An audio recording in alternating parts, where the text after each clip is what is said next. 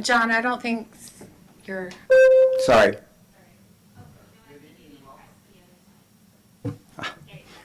Got to keep the training wheels on.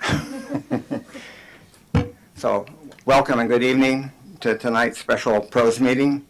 This is the 54th anniversary of Earth Day, and while we can celebrate that and honor it, scientists tell us we're reaching a lot of climate tipping points, and maybe every day should be Earth Day going forward. So let's think about that. I'd like to ask you to turn off your cell phones and watches if you have cell phone watches while the meeting is in session. So I'm going to call the meeting to order, and we'll begin with a pledge of allegiance to the flag. Charlie, would you lead us again? You know, I messed up last time. Okay. Your chance. Not the under God Who part. did you Your chance to do it right. to? I pledge Allegiance to the flag of the United States of America, and to the republic for which it stands, one nation, under God, with liberty and justice for all. Thank you. You forgot indivisible.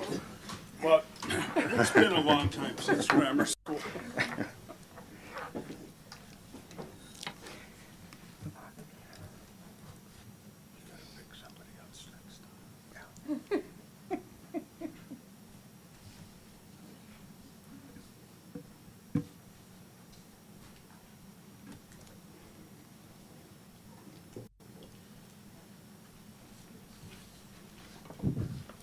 Cathy, you ready to call the roll, please? Yes, we are. Okay. Yes, we are. Sorry about that. Okay. Commissioner Cullinan? Here. Commissioner Izetta? Here. Welcome, by the way. Youth Member Mellinger? Here. Commissioner Mizuraka? Here. Vice Chair Tolbert? Here. Chair Donnelly? Here. All right, we're all here. Thank you. And welcome, Dana. Also, yes. We hope to have several more members joining us after the council meets on May 1st to appoint some more members to the commission at large. So we'll look forward to that. The approval of the agenda. Are there a call for any changes from the committee for changes in the agenda?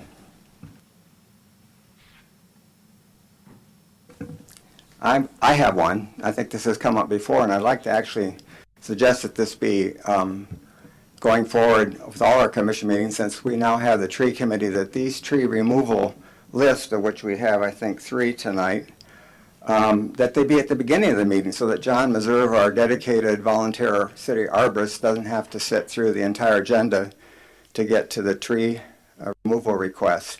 So I'd like to move that the item on our agenda 5.3, the tree removal request, be moved to the beginning of the agenda. And see Do you mind if anybody... I make a comment, John? So, pardon me, Commissioner Donnelly. So the reason they were moved to a different part of the agenda for this meeting, it is a special meeting. With the original intent, you all heard when we originally set this meeting, it was for a specific purpose to hear the item on Measure M and to get an update on the 5-year CIP. So that's why those items are at the top, ahead of the other items which were added later, but was not a regular meeting. I believe for your regular meetings, that will still be the process. I still wonder, though, even if it's a special meeting, that other items were added to the special meeting agenda besides the tree committee report. So could we make an exception until we get this instituted in the regular meetings? So let me see if I understand what you're requesting tonight is. To move, where would you like to move the tree? I'd like to, after we go through the consent calendar, and we're looking at the order of the agenda now, but I'd like to move 5.3 to basically right before 5.1. Or we can be after the presentation of Mike. But I think you can understand why we should ask John to sit through. Sure, I just wanted to make sure I got the alignment correct for the good of the order. So you would like 5.1, then the tree applications, then 5.2? Okay. No, you want 5.3 first, right? Because you want the trees first. So 5.3 would be first, then 5.1, then 5.2. Correct. Yeah. Any comments or concerns from the I commission? second. Have a second? I just seconded. I second again. Any public comment? Okay, call for a motion to approve the motion. Okay, so can I clarify who did the first and the second on that, just because I was preoccupied, sorry. John did the first and Jess did the second. Correct. Correct. Perfect, thank you. So roll call vote, Commissioner Cullinan, Yes. Commissioner Izetta, Yes. Youth Member Mellinger, Yes. Commissioner Mizuraka, Yes. Vice Chair Tolbert, Yes. Chair Donnelly. Yes, All right, the motion passes unanimously. thank you.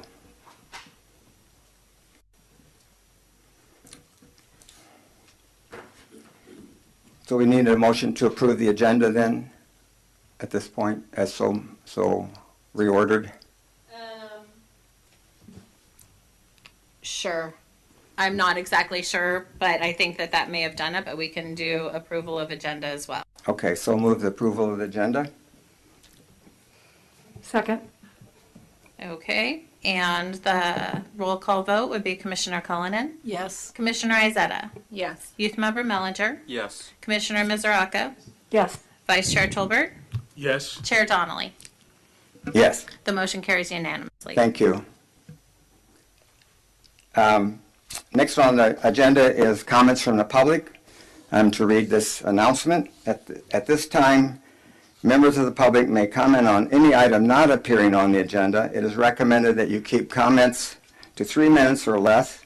Under state law, matters presented on this item cannot be discussed or acted upon by the Parks and Recreation and Open Space Commission at this time. For items appearing on the agenda, the public will be invited to make comments at any time, at the time the item comes up before the commission's consideration.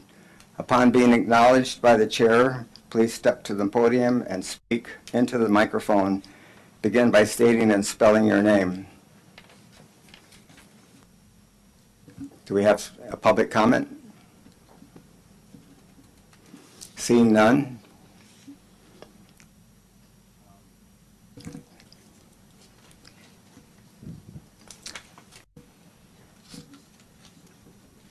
So we're going to go to the consent calendar, then to Mike's presentation. The presentation is 3.1 and the consent calendar is 4. It's before? It's number 4. Oh, number 4, okay. So tell me where we are at this point. We're at 3.1, and I'll be going with the presentation Okay. on the All right, CIP. all right, thank you.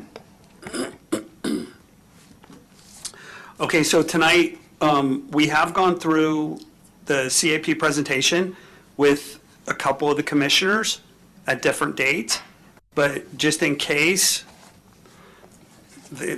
somebody wanted to get a second round of it, or for the first time, we're just going to do a real brief overview of the budget process for the city of Sonoma. And this process takes a while. It's 2 to 3 months of real hard work and a month of prep prior to that. This involves community meetings that the general citizens are invited to talk. Also, a lot of our stakeholders and partners, like the Historical Society, League for Historic Preservation, Bocce Sonoma, Petonk, they all come and they're invited to come and give the council a request at one of the budget workshops. And then it involves at least 2 presentations to council. On one night, we do the CIP, Capital Improvement Program projects presentation, and on another night, we do the rest of the budget. And what I'm trying to do is fold how PROS and Measure M fit into this process also. And then that, after I'm done with that, when we get to the item, Sarah's going to be talking about the Measure M process specifically for PROS and the citizens of Sonoma. So to start out, we go through and we identify all of the different revenues and fund balances that we have in those revenues for the entire city. And that can include general fund designated, and a lot of different funds that Public Works has, like gas tax, RMRA SB1, Transportation Measure M, the Quimby Act, Prop 68, which funded our trash cans in the plaza this year, Parks Measure M, Parks, and we also have two enterprise funds, the Cemetery Fund and the Water Department. And so those two funds are separate. They have separate funding, and their funding is specific for their department or the enterprise fund. In front of you tonight is the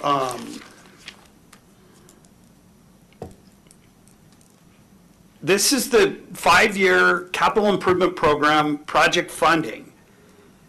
And you might ask why we do 5 years.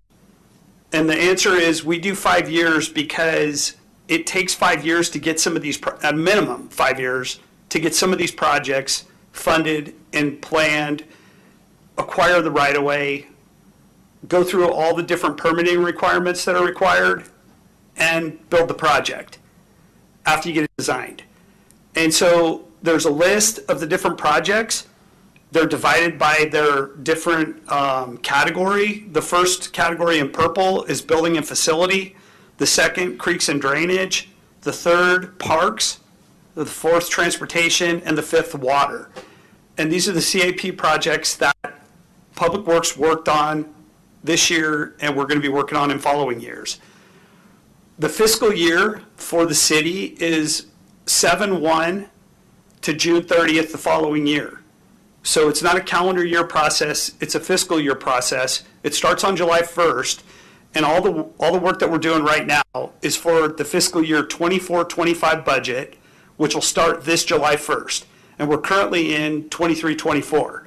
We're in the last 2-3 months of 23-24. So when you look at these projects, there's carryover funding in the first column, the request for funding in the second column, which is 23-24, and then 24-25, 25-26, et cetera, and then the 5-year total at the very end. The totals are also summed by the different categories, like parks, transportation. And Cathy, if you go to the other slide. When you talk about Measure M and specific funding for Measure M for projects, Parks Measure M is in the third column, fourth column from the end, and it says Parks Measure M 315-54,000.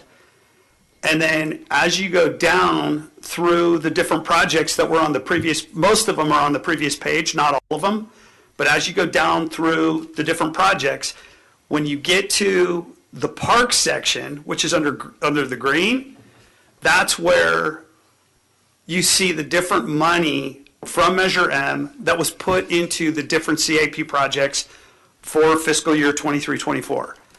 And you can see that there was $477,000 programmed by Measure M last year. And you can see where it was funded and what projects it funded. And so because we have a finite amount of money and a much bigger list of where people would like to spend that money, we have to be very objective about where we put it. This could involve public opinion from 3 or 4 years ago to set up a project, different things that affect that project once it's picked, and then finally getting to the point where we're going to build the job. Now, a lot of you have been involved in some of the different projects that we've talked about this year. As you know, we have Ann Baker Consulting doing work for us. She's doing a concept study for a park at 5th West and MacArthur. She's also working on design details for Olson Park upgrades. And she's also working on conceptual, and when I say design details, you saw, everybody on the commission saw her presentation. It involved public opinion, It involved a survey. It involved going out and meeting with the neighbors, coming up with what the neighbors wanted as a good design for the park that's in their neighborhood. Both the meetings that we had at Olson Park and Sonoma Valley Oaks were really well attended. And so what Ann did was she put all that together and came up with a design concept. And then basically that was brought to pros and we discussed it and came up with Olson Park right now. We're trying to do a little bit of cost cutting, which we had an ad hoc meeting last month or early this month, and tried to come up with areas where we could cut costs to get the project under budget. And so this all is part of the CAP process and how we're trying to get as much input as possible and come up with projects that are right for the community in their prospective locations. When we're done with the concepts and the meetings and we've programmed all the money for the year, that all this information gets incorporated into the budget book, which is presented to council. And in this document, each department has their own section, PD, fire, and PD and fire are a little shy in here just because they're handled by the county for PD and Sonoma Valley Fire for fire. But this document has something for the building department, something for planning, something for the clerk's office, something for the city manager's office. All departments are in here. It's a voluminous book. It's vetted at council meeting and approved. And the work that I'm talking about 4 months of work with all the different departments goes into this in order to create the final product, which this is what we're approved to spend money on for the different fiscal years. And obviously the city manager and his departments can have a heavy role in this, and then all the different departments work with the different finance people to make that work. And that is a brief overview of the budget process. If there's any questions, I could take those now.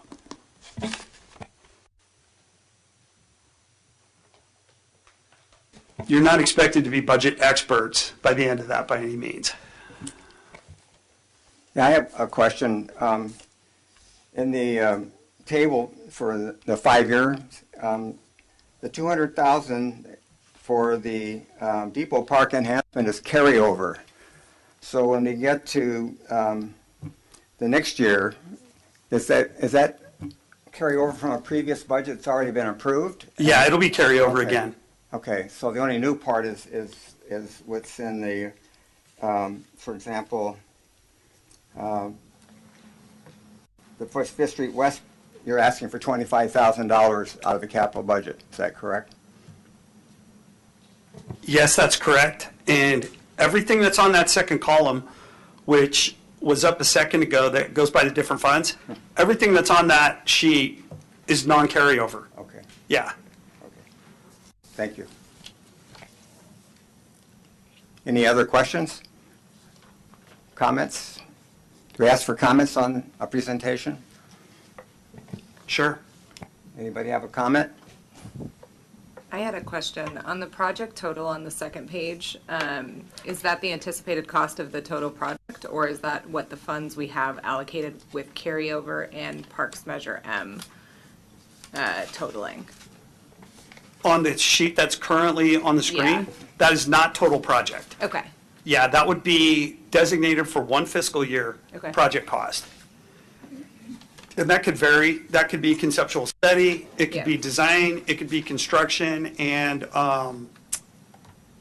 construction management, design support during construction. It's all kind of dependent. A lot of those, obviously these things happen sometimes 1, 2, 3, 4 years, but it depends on what that year is.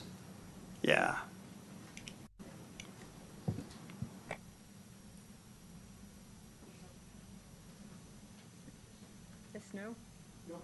No public comment on a presentation, sorry.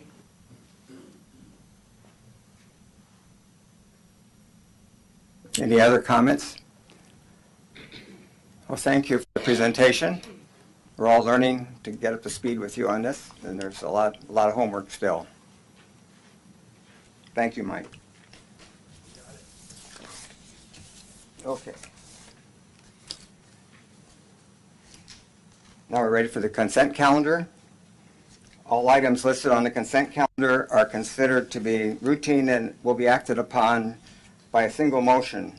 There is no separate discussion of these items unless members of the committee, staff, or public request specific items to be removed for separate action. At this time, the commission may decide to change the order of the agenda. Are there any questions from the commission? It's the minutes of the March 13th meeting and the special joint commission meeting that was held February 29th. Any public comment? I'll call for a motion to approve the consent calendar. I move to approve the consent calendar. Second. Approved. Call for the motion. Commissioner Cullinan, Yes. Commissioner Izetta, Yes. Commissioner Mellinger, Yes. Commissioner Mizraka, Aye. Vice Chair Tolbert, Yes. Chair Donnelly. Yes. The motion passes unanimously. Thank you. Now, if I followed my recommendation earlier, we're ready for the tree committee removal part of the agenda? Yeah, that's right. Thank you. And I'll be taking that over. As we've heard before, in accordance with 12.08 tree ordinance, the removal of significant tree is defined as required to have a permit issued by Public Works as directed by the tree committee, which is Parks, Rec, and Open Space. The granting or denying of a tree removal permit should be based upon reasonable standards that are listed A through C. The review and permit process is not intended to prevent the necessary removal of trees for safety purposes, but is intended to provide a forum in which the value, i.e. shade appearance, of the tree or trees proposed for removal plan can be measured. Tonight we have 3 items. One is an item that is being reheard because after our last meeting, we specified that the tree located at 724 East MacArthur could not be removed until we did an investigation of the root structure. Okay, just after that meeting happened, the applicant provided a picture of excavated roots that weren't visible in the other pictures that you had. I sent that to our arborist, and he, looking at the roots, determined that a sidewalk inspection would not be required based on the size of the roots. And so in conversation with myself and email, our arborist approved the removal of the tree without having to excavate and determine anything further. So basically, staff is recommending that the commission rehear this item, and based on the picture that was provided, which is right in the middle of your screen right now, that the arborist looked at and said there's no way that we could remove those roots and the tree live. The recommendation by staff is to reconsider and allow that the tree be removed as soon as possible and then replaced with a 24-inch box.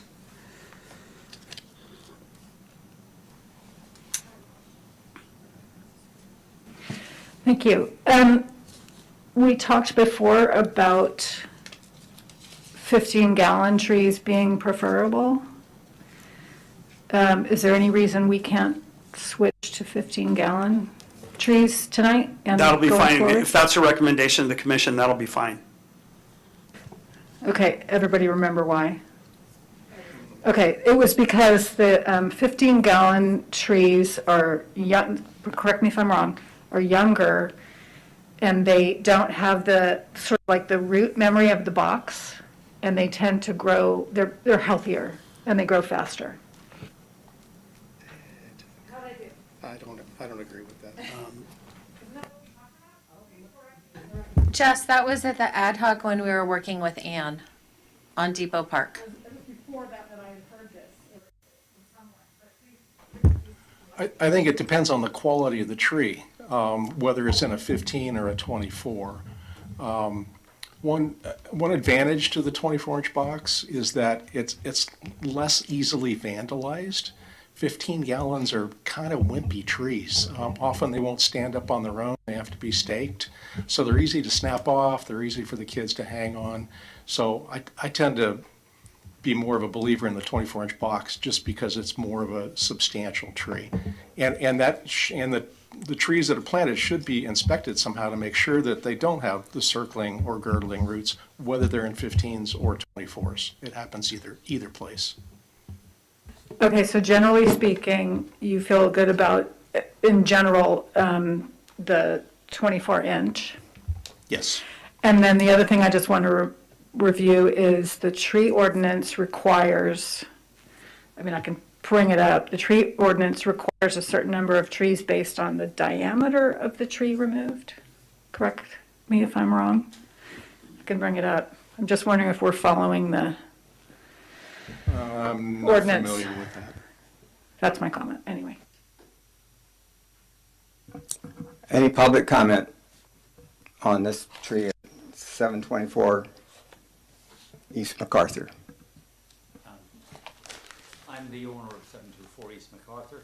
Come to the, I'd like to thank. Can you come up to the podium, please? I'm the owner of 724 East MacArthur, and I appreciate the swift reconsideration when I spoke to the Department of Public Works and explained and sent the additional photographs. And so, thank you. thank you for facilitating that. Yeah. Call for a motion? I have a comment first. Okay. I'm an advocate for smaller trees because you're just going to send someone to the nursery to buy a tree. And unless you have a professional who knows what they're looking for, it's a crapshoot. And also, smaller trees tend to establish better and grow faster. I plant 5 gallons if I could.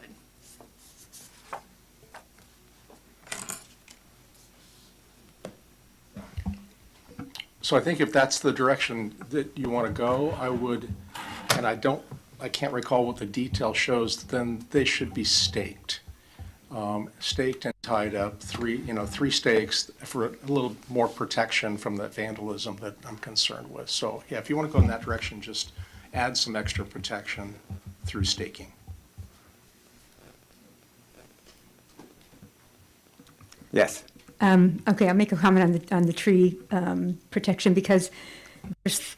Can you give your name? Oh, sorry. My name is Cedra Nathan, and I'm a resident of Sonoma.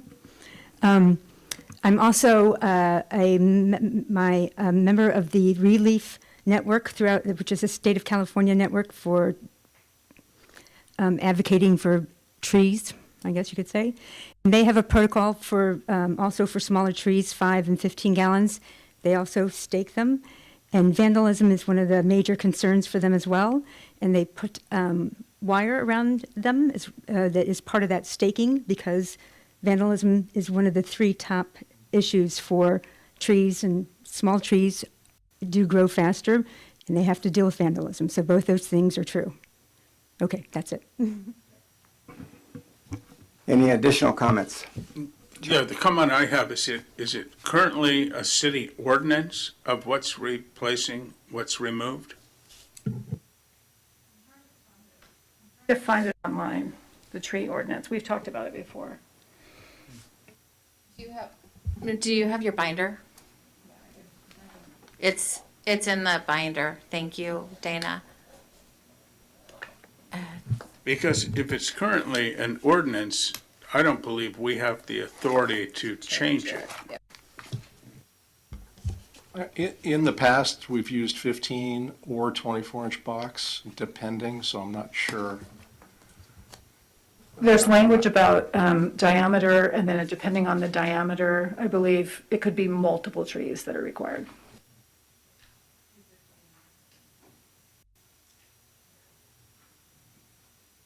So in 12.08, item E, tree replacement program, a person owning or controlling any development project shall be required to replace trees designated for removal as part of the approval project with the conditions of approval established for the Planning Commission or the Design Review or Historic Preservation Commission. Unless otherwise approved by review authority, tree replacement shall occur on-site and shall at a minimum occur at a 1-to-1 ratio in a 15-gallon box for each 6 inches of diameter removed. But that's for development. This is under the tree replacement program. And so what I would recommend is that right now we go with what's in the staff report, and we can look into that. Jennifer Gates, who isn't here tonight, has been working on this a lot, and we can pursue that and work that into future tree replacements.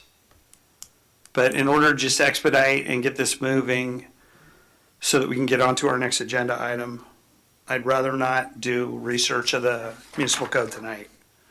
Yeah. But that's noted, and we will look and see what the requirements are. And if we think we need to work on those, we can do that. And then also come up with a better plan. Maybe when we turn in our recommendations for the new city recommended tree list, we can offer some suggestions. Perfect. Yeah, so I believe that we've had public comment, and there has been consideration by the commission. If there isn't further consideration, we could, originally, staff is recommending that the tree be allowed to be removed and replaced with a 24-inch box. What's in front of us tonight? Go ahead. I move to approve staff's recommendation on the removal of 724 East MacArthur Street tree. Is that right? Just to be clear. Second. Yeah, okay. Just to be clear, we're recommending a 24-inch box tree instead of a 15-gallon staked and, okay. Motion. Commissioner Cullinan, Yes. Commissioner Izetta, Approved. Youth Member Mellinger, Yes. Commissioner Mizuraka, Aye. Vice Chair Tolbert, Yes. Chair Donnelly. Yes. Thank you. The motion passes unanimously. Okay, the next item that we have tonight is at 420 Lucca Court, and there's a request to remove a Chinese pistache tree located in the planter strip, and there's a conflict between what's in the staff item and what's in the agenda report, and staff is recommending what's in the agenda report, and we apologize for the conflict, but what's in the agenda report is that we defer, right? The language, Sean, that we were discussing? I'm not sure what you're asking. The pistache? The language that you showed me earlier? Oh, yeah, it said or deny the. Or deny the request to have the pistache removed. And then here again, if we deny the request, I want to make sure that we leave the door opened to a future action, which could be, because when we deny the request, then the applicant needs to file an appeal with the city council. And so I just want to think about that as we get to the conclusion of the item, because like in the previous week, where we were talking about the MacArthur tree, if we would have had a fallback position on there, then the applicant wouldn't have had to file an appeal with council. Yeah, and there's always the option of removing the sidewalk square and doing an observation. And that's what we should have prepped for in the last item, so that an appeal didn't have to be filed. So what is the arborist recommending for this application?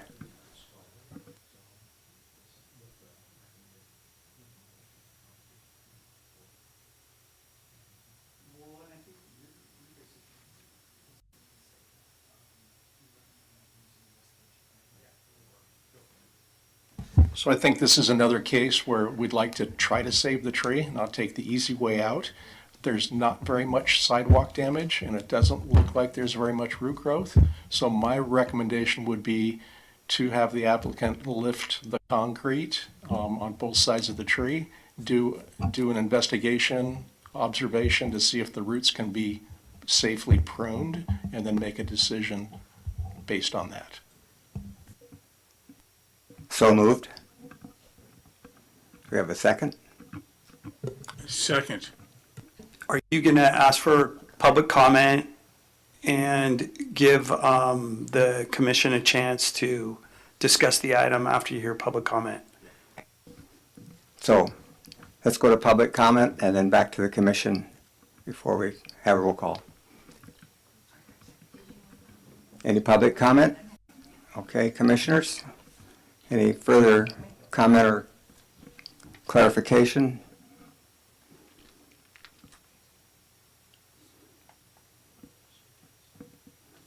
I have a question. So basically, you're saying that if they remove the concrete and find that the roots are non-intrusive, that you could cut the roots in and put some sort of barrier to keep them from coming back to the sidewalk? Or are you saying that there's just not, the roots aren't under the sidewalk and that's not the reason for the heaving? What I often see is that there is just one offending root that'll lift a sidewalk, and often one or a few roots can be selectively pruned and the sidewalk put back to grade and still saving the tree.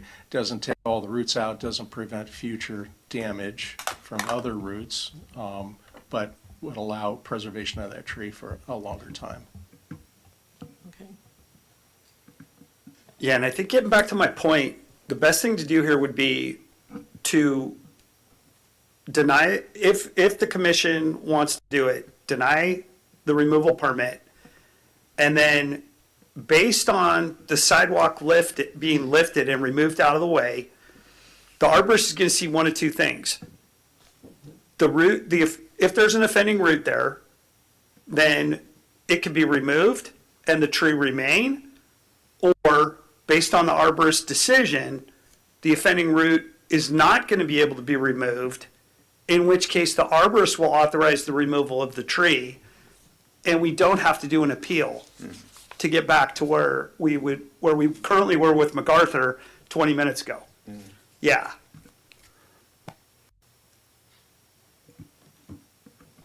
Any further comment or clarification?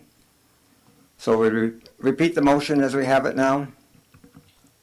What staff's recommending is that the council either approve the permit or deny the permit. If the commission denies the permit, for removal, then there's one of two actions that need to happen. When the sidewalk is removed, that's the first step to fixing the sidewalk, and an investigation can be done of the roots. The arborist is going to say the roots can be removed and not harm the tree, in which case the tree will be saved and the construction work can be completed, or the arborist is going to say, yeah, this root is too big. If we remove it, the tree is not going to be able to live, and I authorize the removal of the tree. And we're going to give the arborist the ability to do that when he's done his investigation. That is what staff is recommending, and you could go ahead and make a motion, deny the permit, and make a motion to do what I just stated if the commission sees fit. May I make a comment? Sure. Okay.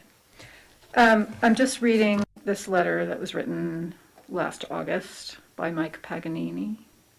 No, by Stephen Hegedus, Certified Master Arborist. He talks about the roots from the pistache have already started to lift a portion of the sidewalk at this young age and will continue to lift as the tree grows. This will cause tripping hazards, et cetera, et cetera. The main water valve is roughly 15 to 20 inches away from the base of the tree. The potential of damage to the water line will increase as the tree ages. Just another factor, just pointing out another arborist comment. Okay. Are we ready to, do we have a second on the, so the motion first is to to approve the removal And if we turn that down, then we go to the second motion, which is what you just outlined, Mike, that subject to the arborist inspection, the determination whether it should be removed or roots should be cut, et cetera. Yeah, that's right. And these are two separate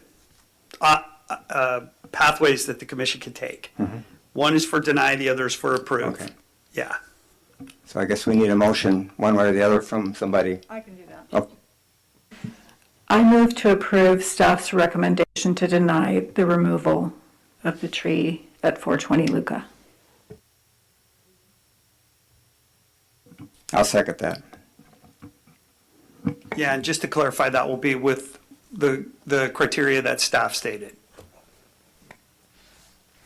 Commissioner Cullinan, Yes. Commissioner Izetta, Yes. Youth Member Mellinger, Yes. Commissioner Mizaraka, Aye. Vice Chair Tolbert, Yes. Chair Donnelly. Yes. The motion carries unanimously. Thank you. Number All three. right, the third tree removal item that we have on the agenda tonight is 631 4th Street East. The request to remove a liquid amber tree located in the planter strip. Per the applicant's arborist report, the tree appears to be in good health. No significant symptoms of distress dieback are present. Due to the location, volume, and size of the root growth, pruning is not possible. Staff recommendation is to approve the removal and require replacement of one 24-inch box tree from the city's approved tree list in the planter strip or in the front yard. And if there's any questions for staff, I can answer.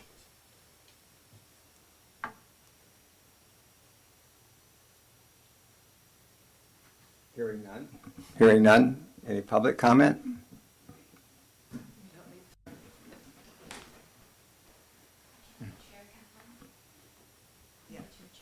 Thank you. Oh, okay. Oh, great. I'm Kathleen Hill, and I had polio as a kid, and now I have post-polio syndrome, and I thank you, John and Sarah, for the help. And I really also thank all of you for putting the trees ahead of time, ahead of your regular agenda, meaning the June meeting. So this is the third time I have applied to remove this tree, the first in 2012. At that time, I had just, earlier in 10 years before, I had chaired this commission for 4 years. And at that time, John Beserve was on the tree committee when I applied the first time. I was denied twice. I guess disturbance wasn't bad enough, but now the sidewalk is in such terrible shape with chunks loose and extremely dangerous. I bought an orange cone at Friedman's and put it out there to warn people that it's so dangerous if they walk by. And one thing I would really like, I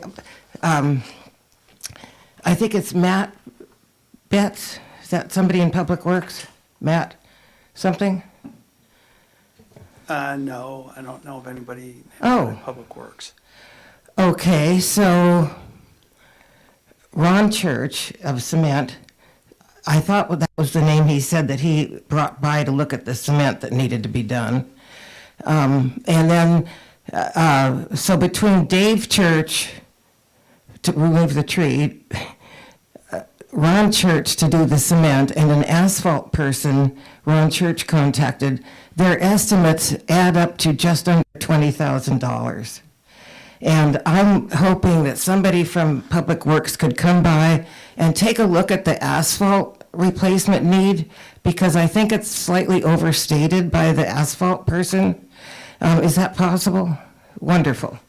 And then also, just for the record, when we built this house, the city of Sonoma chose this tree, they planted this tree, and then I've been denied twice to remove it because of the damage it was doing. Also, when they planted it, they put 2 3-foot long, 3-inch diameter plastic tubing into the soil and told me to water through those pipes. I'm the only person on the block who did that, and I'm the only person with roots. going everywhere. So I would love it if the city might consider sharing in this, I think, large expense for something the city decided to do and did on my property. So anyway, thank you, and I'll be happy to abide by whatever you decide.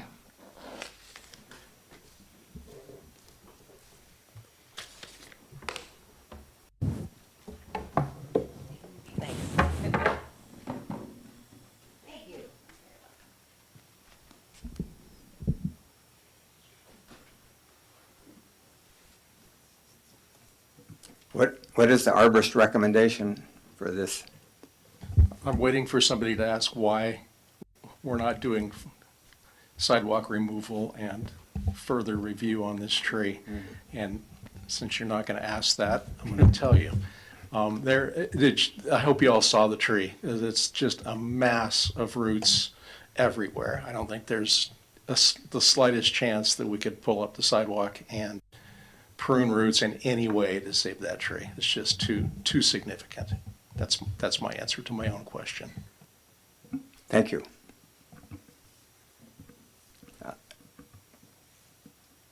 Looks like we're ready for the motion to approve. I'll motion to accept this, the city's recommendation for the removal of this tree. I'll second it.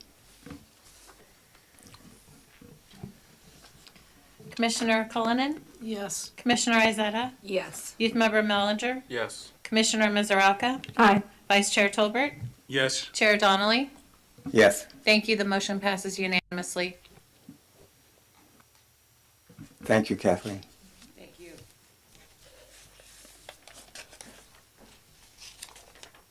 May I ask a question? What is a box tree? Tree in a box.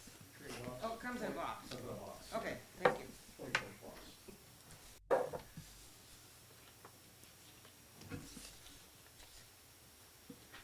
I think we're ready for consideration under the regular calendar of the proposed Measure M funded park project to be recommended to the City Council for inclusion in the 2024-25 city budget. The recommendation is that the Commission consider the two proposed projects and then make a recommendation to the City Council to consider that one or both identified projects receive Measure M funding in the 2024-25 budget. Sarah? That was a mouthful, thank you. So here I am again, back with recommendation from our ad hoc committee, which we created last time I saw you. So I'm going to go ahead and start from the beginning for not just Dana, but even as we heard a question about what's a box tree. Some of us may need a refresher on what Measure M is, and kind of in the context of what we're doing today. So what is Measure M? On November 6th, 2018, Sonoma County voters approved Measure M Parks for All, a 1/8 cent sales tax that helps support Sonoma County's regional and city parks. Approved by over 72% of voters. The Sonoma County Parks Improvement, Water Quality, and Fire Safety Measure, which was its full name, provides dedicated funding for parks for 10 years. Measure M Parks for All helps support Sonoma County and its cities with their long-term needs to maintain, protect, and operate parks.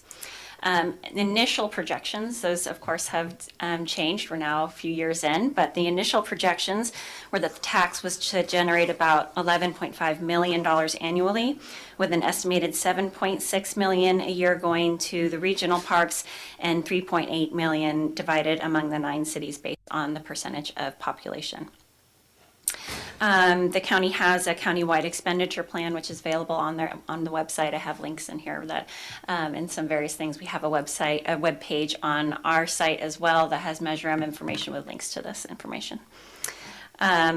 The county and cities individually determine how to best prioritize their funding projects, and a citizen oversight committee ensures that those funds are used as intended, and the county puts out an annual report that shows all the ways all the cities are using their funds. All of those go through that oversight committee. That is not this committee.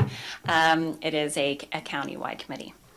So what is Sonoma's allocation of that revenue, which is what we want to know, right?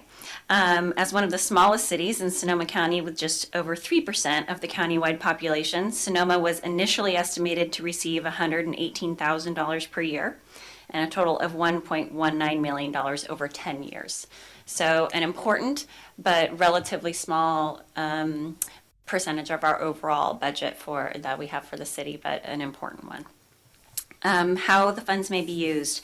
The revenue that is dedicated specifically to the 9 cities, including Sonoma, must be used to support local city parks and recreation needs and may not be used to reduce existing funding for parks and recreation. What that means is if we had already allocated general fund revenue to do something in a park or for maintenance in a specific park, we can't say, oh, we're going to use that we're going to reallocate that to something else and use Measure M funds for that instead. It needs to be an identified new operation. It doesn't necessarily need to be a brand new project, but just not have had previous funding allocations for that specific purpose. Funds do not expire. That's important for us to remember, and may be used to accrue savings to be invested in park projects in future years. The revenue is to be used with one or all of the 7 categories. I'm going to read these because there's a lot of question about what funds can be used for, and I just want to make sure everybody knows all of those things. So the first listed is maintain parks and recreation facilities to ensure safe, clean, accessible visitor experiences. The second is to improve and develop athletic fields, playgrounds, restrooms, picnic areas, and visitor amenities. The third is to create and expand parks, trails, bikeways, public art and recreation and historical facilities.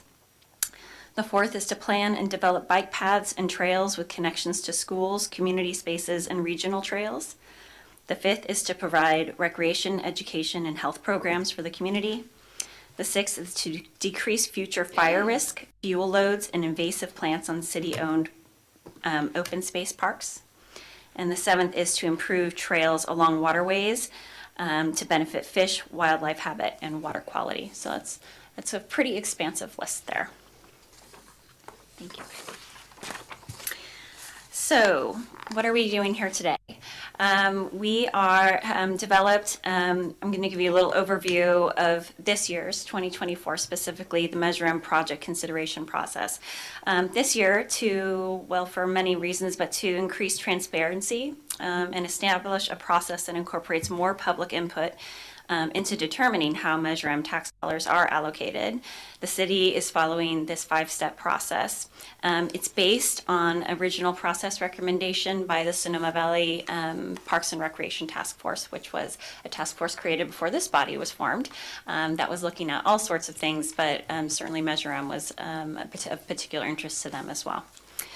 So, as you can see, it has 5 steps. The first is that the city staff conducts a parks assessment, which I know you're not tired of seeing this yet. We've only had it on like 3 agendas now. Is this document, the Parks Needs Assessment. That's what we are working from for the recommendations. The second was to convene the Measure M Project Consideration Ad Hoc Committee. So at our last meeting, we created that committee. Its sole purpose was to meet to come up with these recommendations for you today. Then it was the compilation of project descriptions and budget information, which you probably see on attachment A and B included in your staff packet today. And where we are today at the special pros meeting to consider these eligible projects, receive public input. Some of that was provided ahead of time.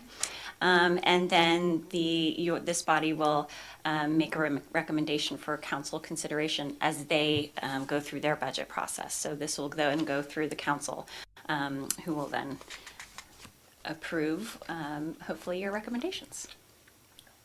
Oh, that's okay. Oh, sorry. She's quick on those fingers over there. So just a little bit of a review of the timeline here, just a refresher. You've seen this before, but this is the timeline we're working on. We introduced this process at your March 13th meeting, where you selected ad hoc committee members and set the date for tonight's meeting.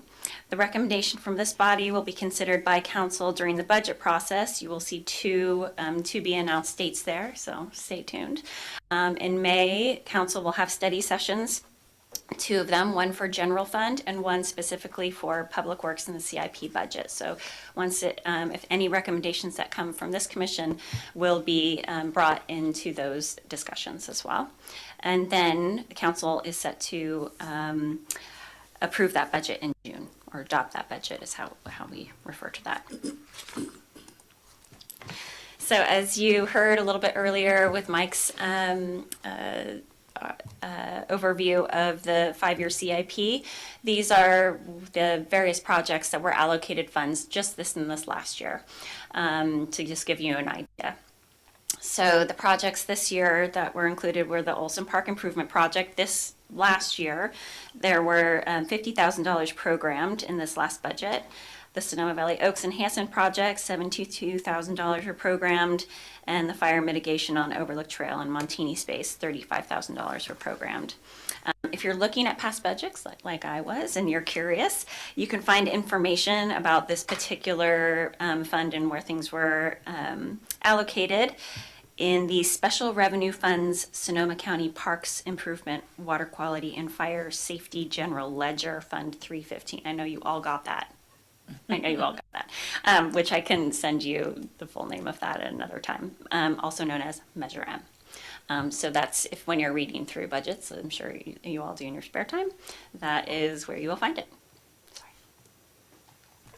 So available funding.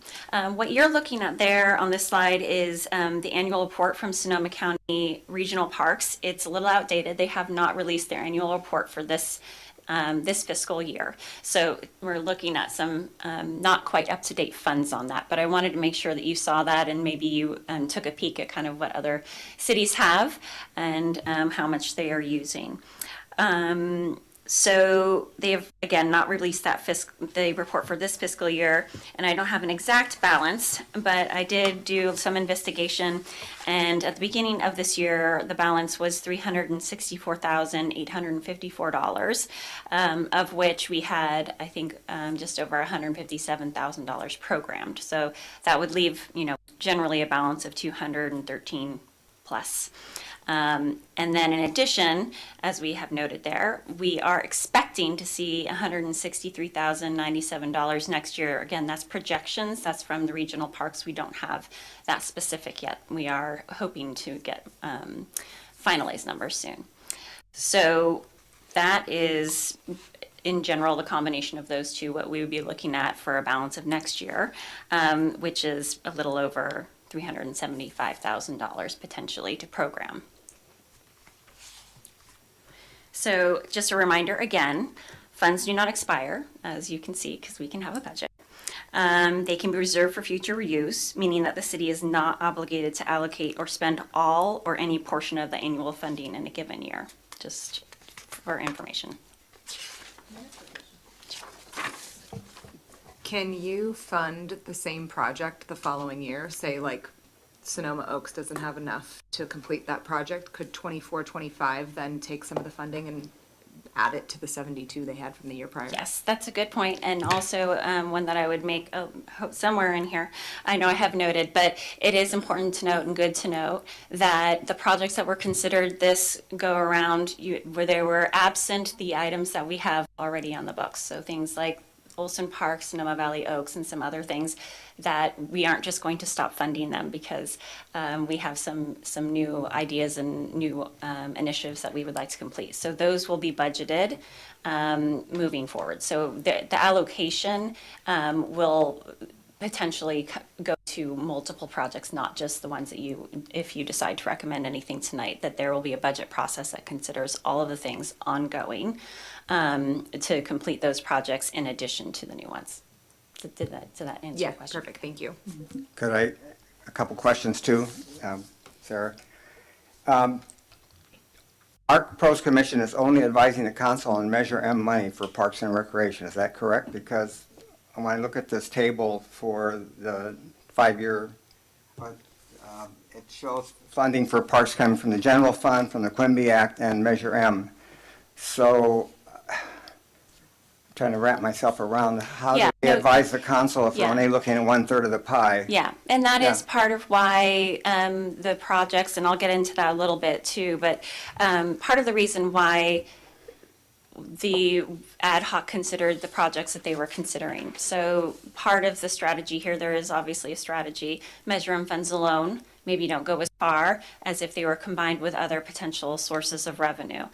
For example, you see Quimby funds mentioned a lot in here. So like Quimby funds have to be used within a certain area, they have to be used within a certain amount of time. And so using those funds is, important because otherwise we lose them. But if we don't have enough in Quimby funds, and we could pull a little bit from Measure M and then this also from general fund, it is a complex process. So not all the funding would necessarily come from Measure M, but any project that has Measure M component, part of our obligation to taxpayers is to ensure that there is a process of which the public has an opportunity to put input in where that money is allocated. So again, every city can kind of determine how that happens.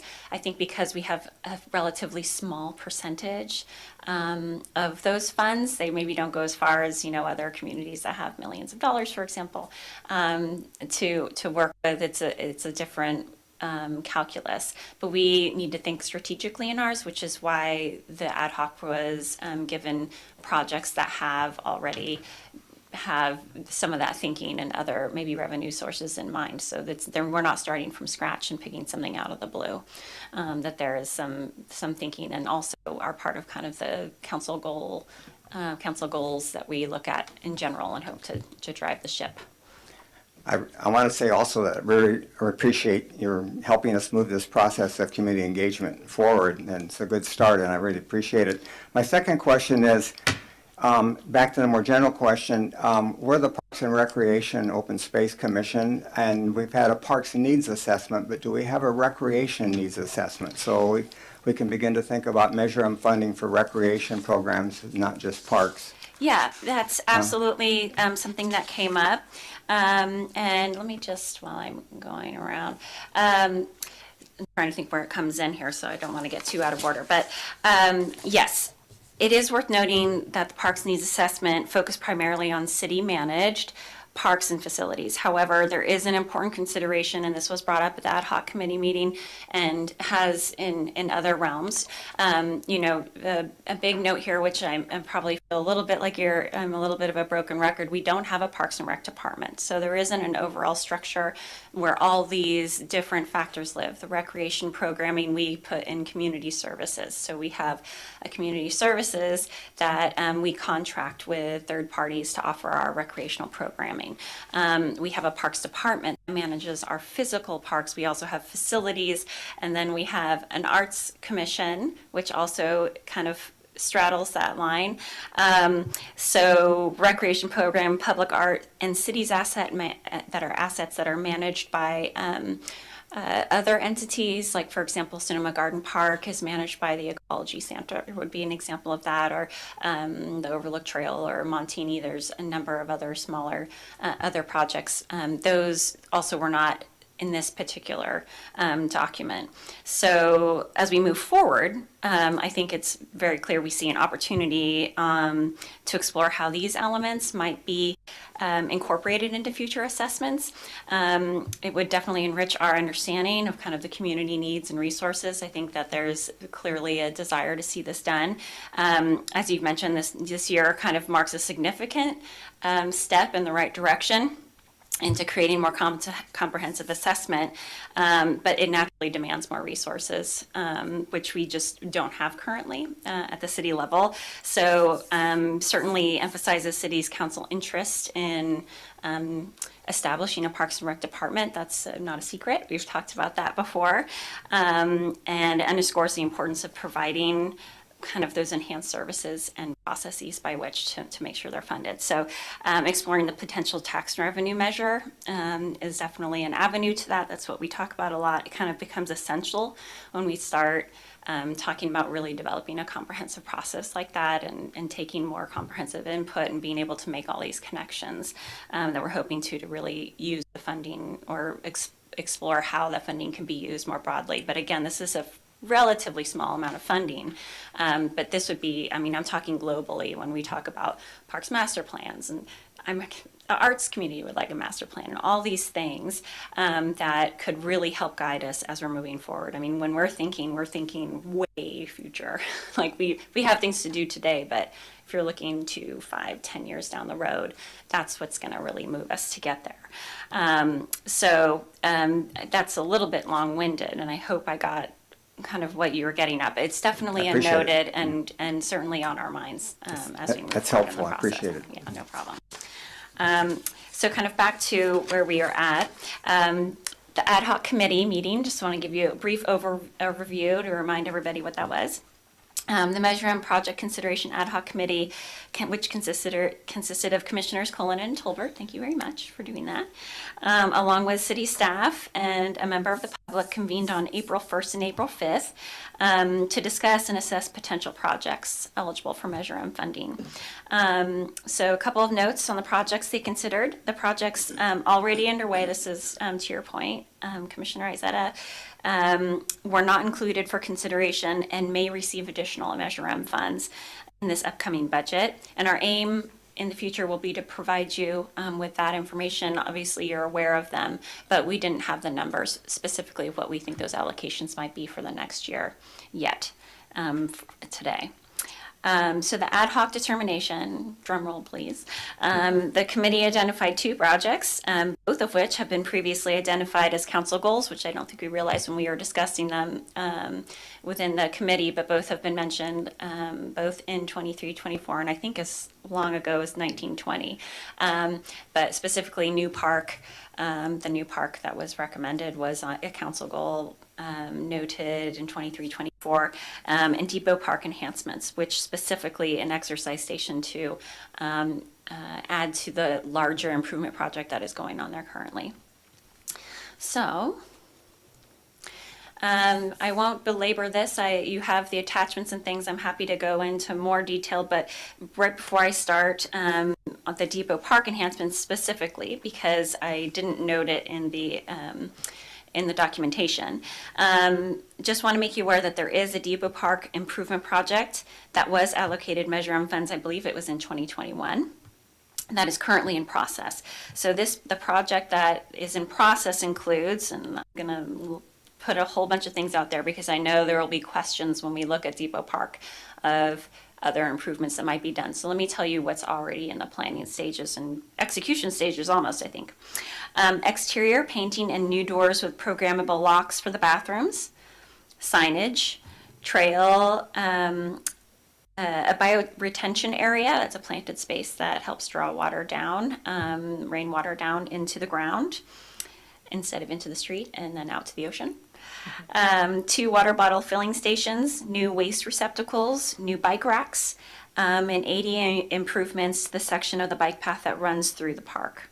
So I will be creating a project page for this. I'm surprised we didn't have one. We try to create project pages on the public works section of our website so folks can kind of stay up to date on various projects going on. So I'm going to be doing that. I just have reacquainted myself with it. But that is in the scope of then considering this project, which you find in attachment A. Which is the potential scope of it would be to increase the usability by installing an exercise station. This is a very, as was noted, very highly used park, and there's a lot of recreation happening there, officially and unofficially. So I know I see people out there doing Tai Chi. I know I see some other folks who use it as open, doing exercises on their own. And so there was a discussion, and it was identified in the Parks Needs Assessment that based on the activity there, that this would be a good potential location for an exercise station of some sort. This is also, I say a lot when I'm thinking. I'll try not to do that more. There is also, along with the needs assessment, it was identified that the volleyball courts should be rehabilitated, which they were very well used previously and then had kind of gone, I guess, what was it? They had a lot of growth in them and they had taken down I'm not sure why they fell into disrepair, but they did. And we have been very fortunate to partner with the Rotary Club to rehabilitate those. So while that is no longer on their priority list, if you were looking at the needs assessment and said, why did they only put the exercise station on here and not the other recommendation, which is the volleyball courts, it's because that is underway as well. So lots of progress happening in the Depot Park area.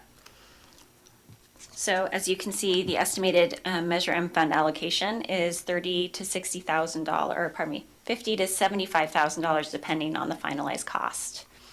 And in the upcoming budget cycle, the Measure M funds would go towards identifying the sites, conducting public outreach, soliciting input on designs, and covering the costs associated with the installation of the exercise equipment. So relatively a full allocation of funds would go to, it would actually install, design and install that. Okay, and the second, attachment B, is what we call New Park, for lack of a better name. Maybe it'll be given if it has. Sarah, before you get to that one, just a question. So again, looking at the 5-year capital improvement project for next year for the Depot Park enhancement, Measure M shows 0. And yet we're saying it's going to be 75,000, I think was the number I heard.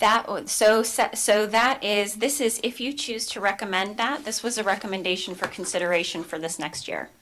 If this commission decides after considering these two, and there's nothing that says you have to do one or both, but I think the initial suggestion from the task force or their envisionment is that maybe this body would select one project to move on. Of course, if it's a smaller project versus a larger project, that might change the calculus. And the carryover 200,000 from, that's there from Measure M, that's been parked? For Olson, I believe. I'm not very up to date. I apologize. I'm not looking at what you're looking at. But let me just say, this is estimates that if you were to decide to recommend this to council, this is what we would be nailing down, and what you would be recommending to council that we move forward with this, and there would be an allocation of funding that would include Measure M funds, and that total cost for this particular project for this year would be $50,000 to $75,000. It's not programmed because you all are considering it tonight. It has not been recommended to council or put into the budget in any sort of way. So that's our purpose here today, is to look at these two projects, and then if you think as a body, if you decide to that you'd like to recommend council consider one or either of these projects, that then those would go to council for approval during their budget, and then they would be built into this year's Measure M funds. And Chair Donnelly, I think I understand your question that the $200,000 for CAP project P9, is that the 200,000 you're referring to? Yes. Yeah, that carryover funding, that money spent, it's allotted for and budgeted on the project that Sarah talked about The earlier. one. That talked about the bioretention areas, the pathway. Yeah, that's a completely separate project that is not for consideration tonight at all. And that money's spoken for. Okay, Correct, that's Yeah, so the 50 to 75,000 she's talking about is completely different, and that would be from either this year's money for Measure M, or if there's a little bit left over from previous years, or for future years. Yeah. So I guess it's committed, it's carryover, but it's already committed. Correct. Okay. Yes, we're referring to that right now as allocated. We've allocated it. We tried to then, it's like, when you budget something, like pretend it doesn't exist even though it's in your bank account. It's hard to do, but important. Thank you. Yes, no problem. Thank you for the clarification.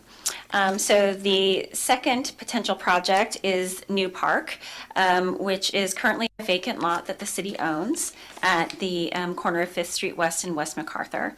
This is more of a strategic initiative to address community needs and enhance recreational opportunities in the area. So it's located within a residential neighborhood characterized by, for our region, dense housing.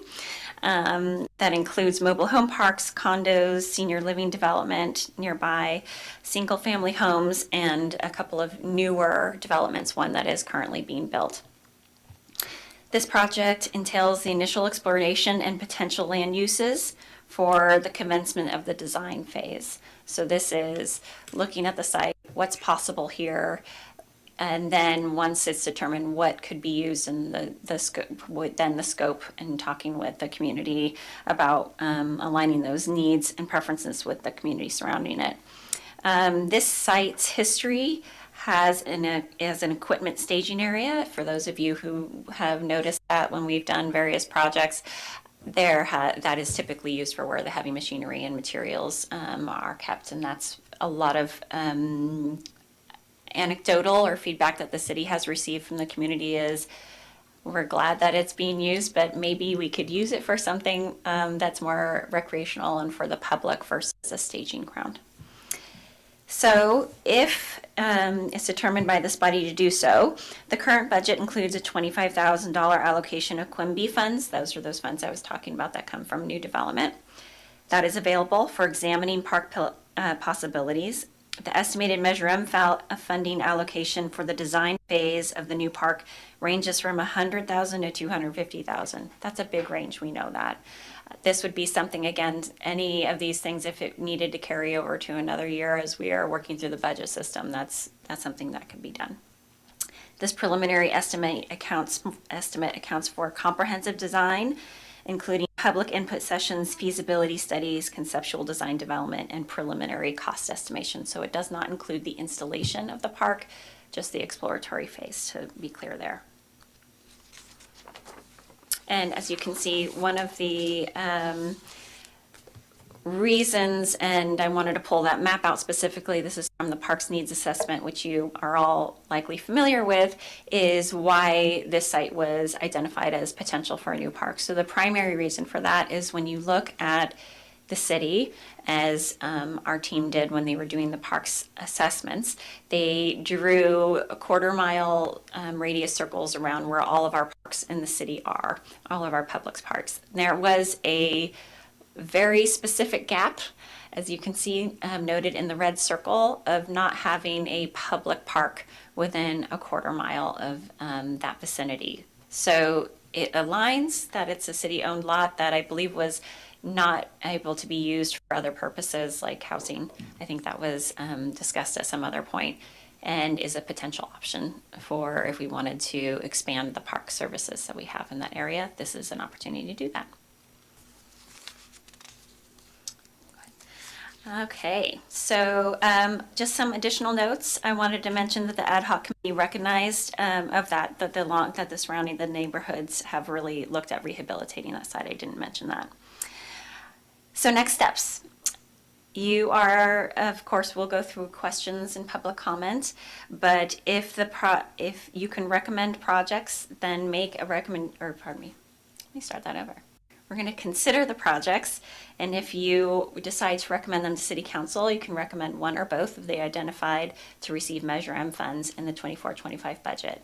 The alternative action, as I mentioned, these funds don't expire, so you could recommend that no new projects receive Measure M funds and instead build a reserve for future use.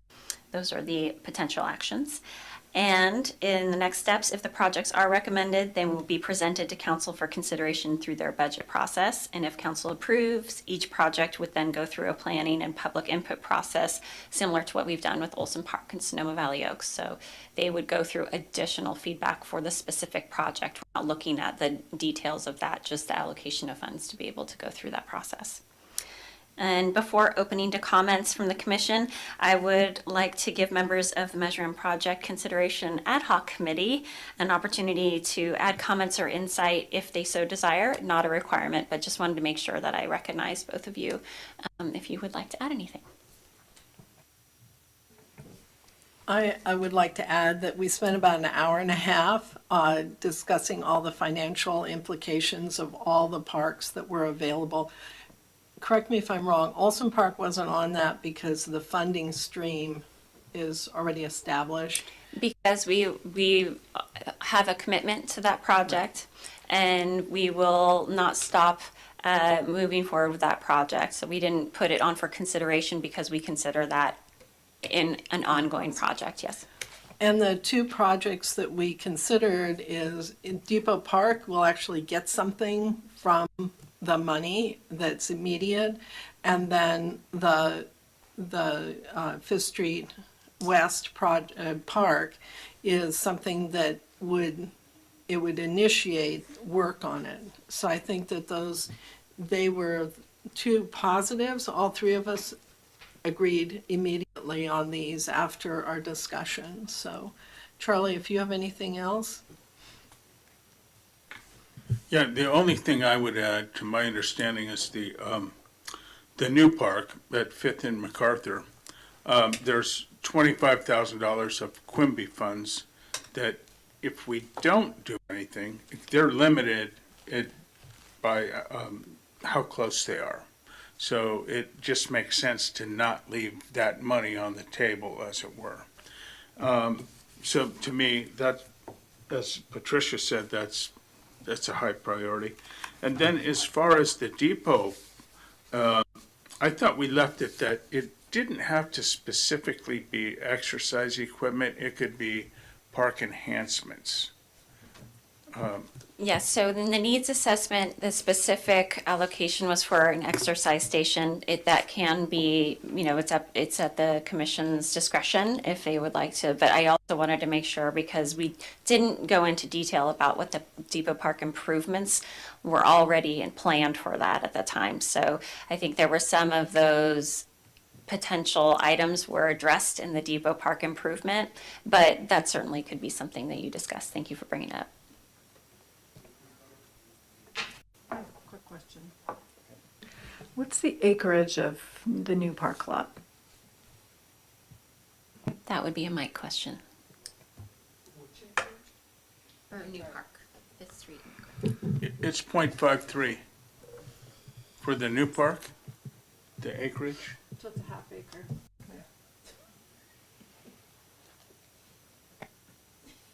What's the Look at us being prepared and not even realizing it. Thank you, Charlie, for pointing that out. I guess as a recovering economist, I'm still interested in the opportunity cost of decision-making. I'm wondering, you looked at all 8 parks here in the needs assessment. What was the next best one that was not included in these 2? Well, the committee, I think it looks like Patricia's ready to speak there if you'd like. No, we were so unanimous. Yeah. That we didn't really, none of the other ones rose to the level that we wanted to make an alternate. Is Madeira Park just the ones behind the house on France that like cut through? Is that what that is? No, that's El Prado Commons. Madeira is at the end of Friar Creek. Oh, sorry, El Prado Commons. Yes. Okay, Yeah. that's just that land behind there. Yeah, it's the weird Yeah. shaped thing. Yes. And then Any other? Sorry. Yeah. Do we know, have a specific time frame for when the new park would be finished if we decided to go forward with that, or is that just 10 years? I think it would very much be determined by what type of park was put there. So parks can range, as you know, from playground equipment or other, there's just many options that is possible. And we really wouldn't know even what is viable for that location and what the community wants and how much infrastructure would need to be built or addressed. ADA access for everything very much is determined by what would be built there. So I think we'd have a better idea if we went through the process of vetting the site. That's when we would probably have a greater sense of how long it would take to build that park. Okay, I just wanted to see if we had it. Yeah, thank you. Unless you think you have, we can always throw out numbers, but was it 2 weeks? Another 2 weeks? What's the movie? You never quite know on that. Thank you, Patricia.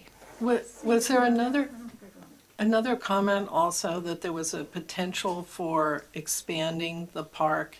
There's another piece of land that was considered, potentially? There's another piece of land back there, and we haven't moved that forward at all. But there is another piece of land back there that could potentially make it possibly about the same size again, another 0.53 acres or possibly more. And then don't forget too that we have a study this year being done by Ann Baker to give us that what the possible different options would be that she would recommend for a park like that in that space. So she's going to be undertaking that this year within the next 2-3 months, and she'll be able to give us those details. So that will maybe help in a little bit of alignment on what the possibilities are. And then we could come up with cost, schedule. And remember, this is a recommendation to city council.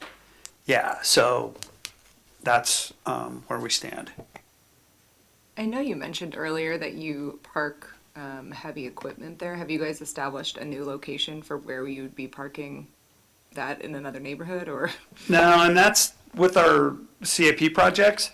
So this is just a really convenient space for us to do lay down yard for our biannual slurry seal projects. We used it for Chase Street Bridge this year. Yeah, and it's just a real convenient place so that those costs get rolled into the contract. So it keeps contract prices down a little bit when the contractors know that they have a place that they can store material. And those are pretty pricey around here if they were to just go out and try to rent a private space. Yeah, I think my question is, where would you be putting the hard equipment now, where if we're building something there? Yeah, we don't store things there. It's the contractors, and that differs for every project and every contractor. So they would need to find another spot, is what it sounds like, yeah. I guess I would hope that when Ann Baker, whoever does the design review for the Fifth Street MacArthur Park, that they consider a corridor linkage to the Friar Creek Trail System. It's only less than 2 blocks away, and I noticed that Measure M money does allow for corridor bike path connections, and as part of our green infrastructure tree committee study that's going on and the grant that we're going to be talking about shortly. So it'd be nice to see if that could be part of the design review.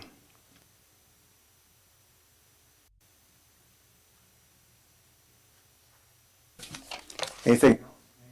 Any public comments? Cedra.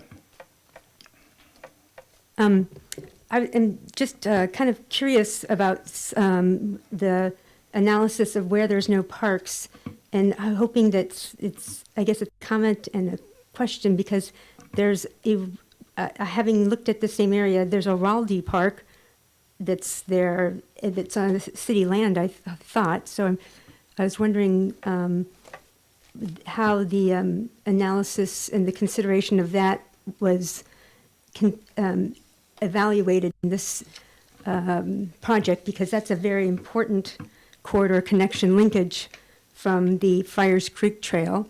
And then I wanted to also mention the idea of not creating hard barriers or breaks, but with using parks and then potential linkages.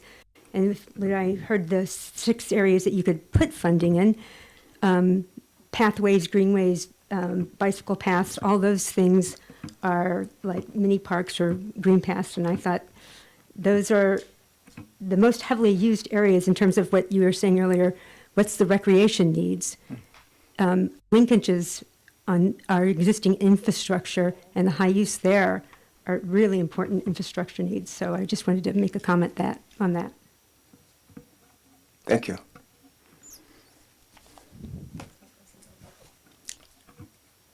Hearing no further comments, I think we're ready for a motion. She is correct. I wasn't certain of what park you were referring to. Charlie, maybe I can clear that up. On Google, when you do maps, there's a park that comes up on Google in Sasserini School, and it's called the Raldi Park. Oh, okay. It is not a park. Right, it's part of the school. Exactly. Yeah, so it's just part of the green belt in the back of the school. Gotcha. Yeah.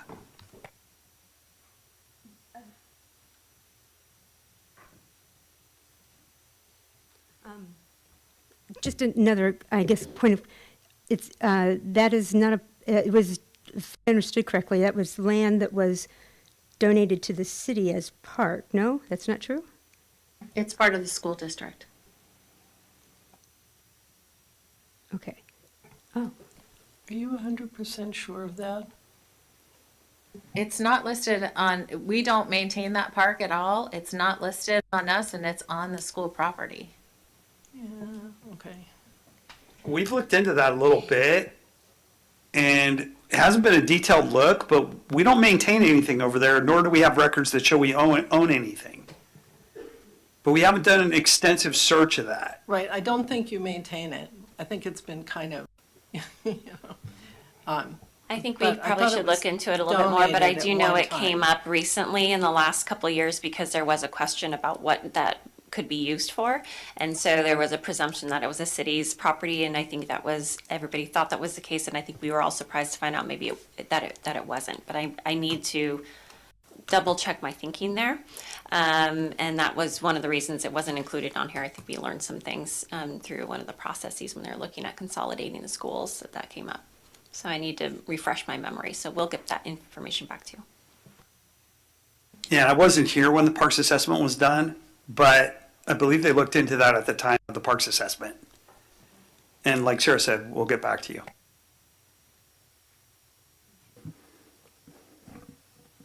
Charlie or Patricia, would you like to make a motion from the ad hoc committee?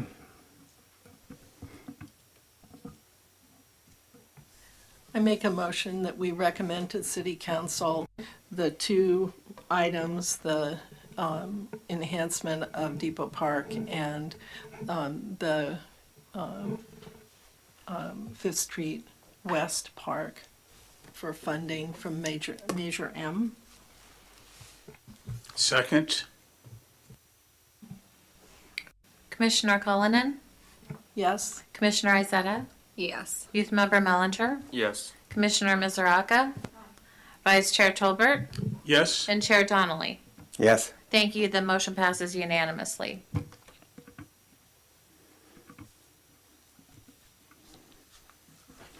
Before I move on to the next agenda item, I'd like to follow up first by saying again, thank you for developing a public engagement process. We've got a very good start on this, and this is a good example of how it might work.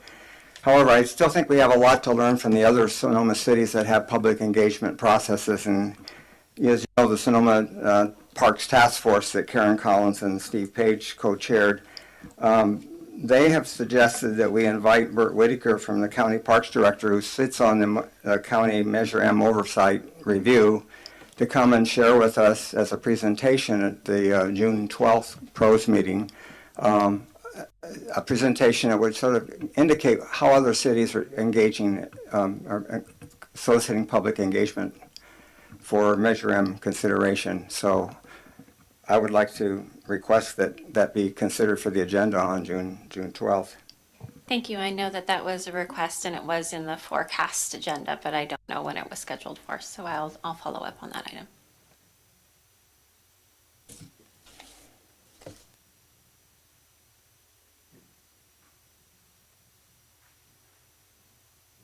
The next agenda item is discussion and recommendation to the City Council that adopt a resolution authorizing the city to apply for a CAL FIRE Urban and Community Forestry Grant to fund the tree inventory, canopy study, development of an urban forest management plan, and planting of trees as identified at the joint special meeting of the PROS Climate Action and Planning Commission as the tree implementation priorities.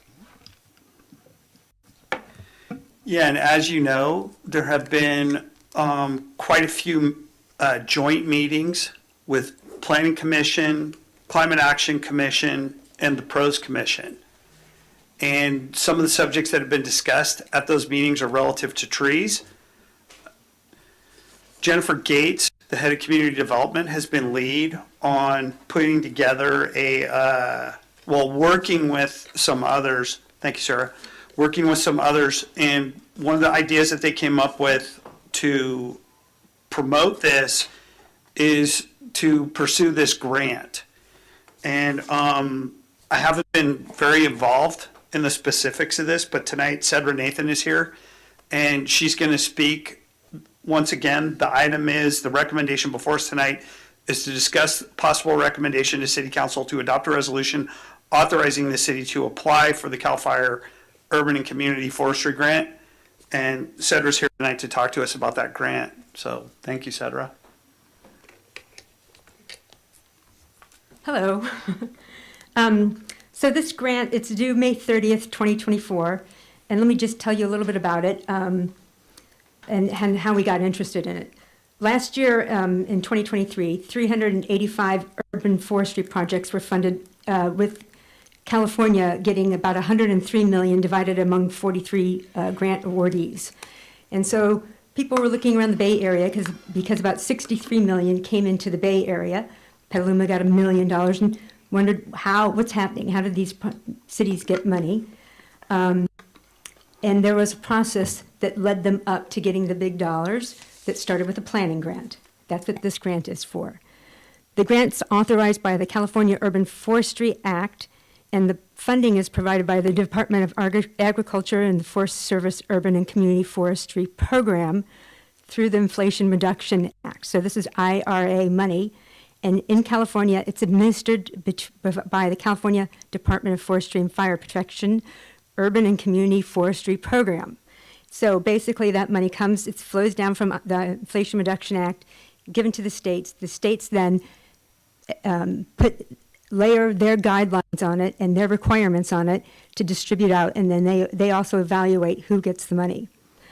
So this is hearing these queries, this is the very first step, and this particular grant can only be applied for by municipalities. It's a planning grant only. The only costs that can be associated with getting reimbursed for are urban forest inventories, mapping and analysis, and development of urban forest management plans. This cannot be applied for by nonprofits. They can facilitate help being involved, but this is strictly a municipal supporting grant.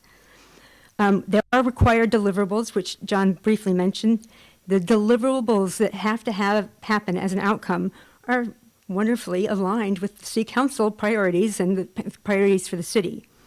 It's a municipal tree inventory, a comprehensive inventory of all trees, a canopy study, mapping and analysis to sort of inform the subsequent steps.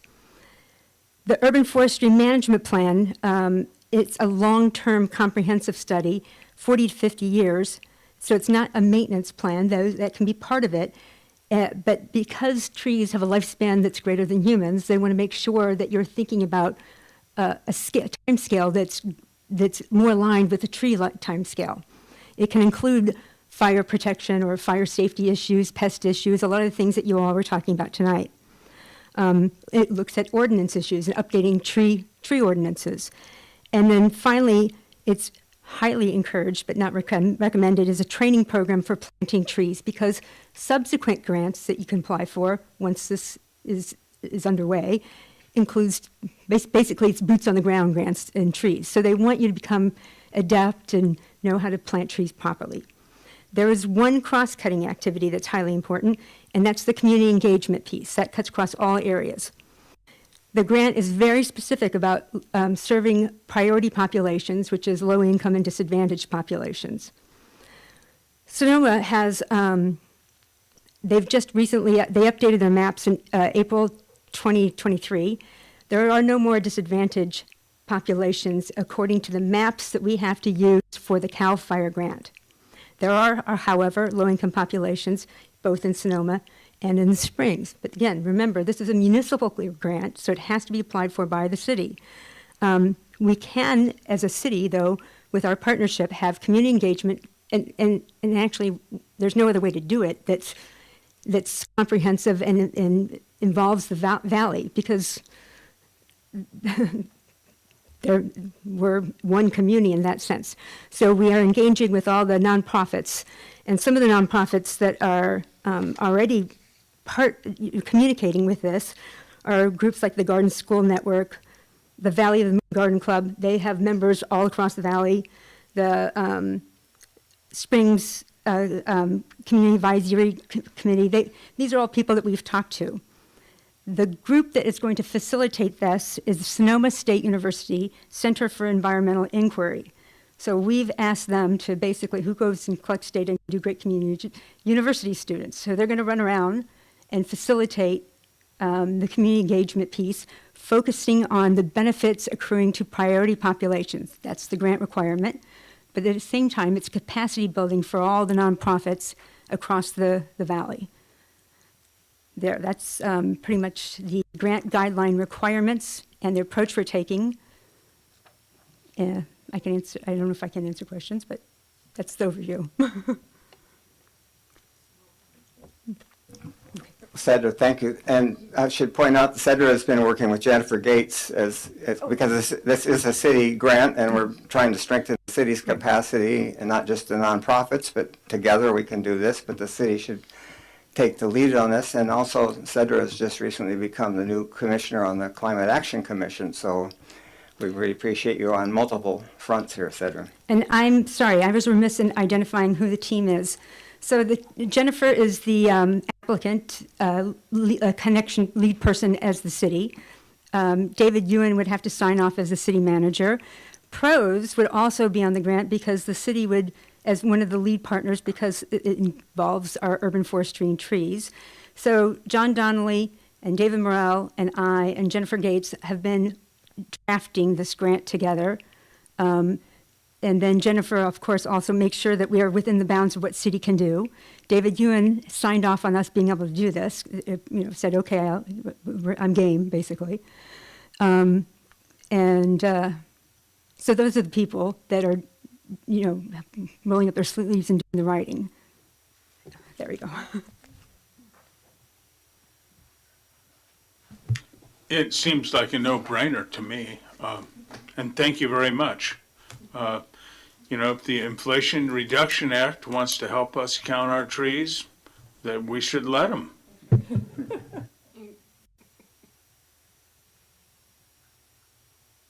I'd like to raise this issue.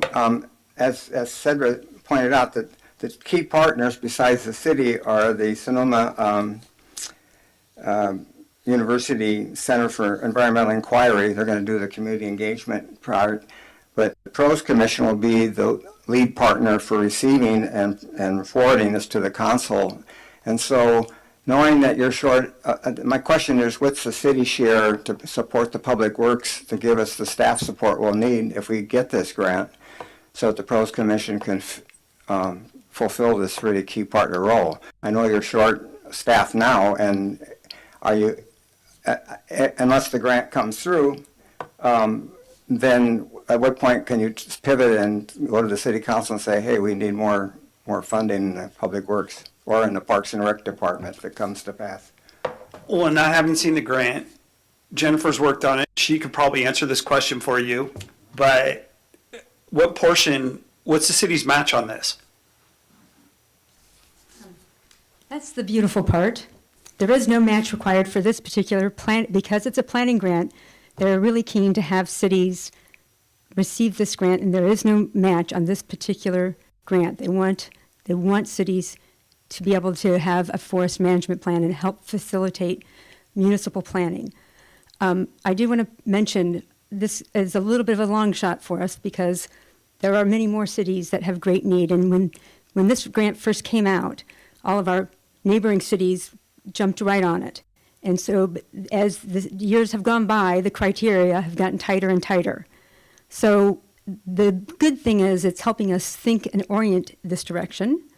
The bad news is that the maps have gotten, the criteria that you have to get through the door are more stringent, but they've oriented our thinking and have put in place a framework for us to work this way regardless. So Sonoma State University, someone was talking about doing the cost for doing an evaluation of the new park.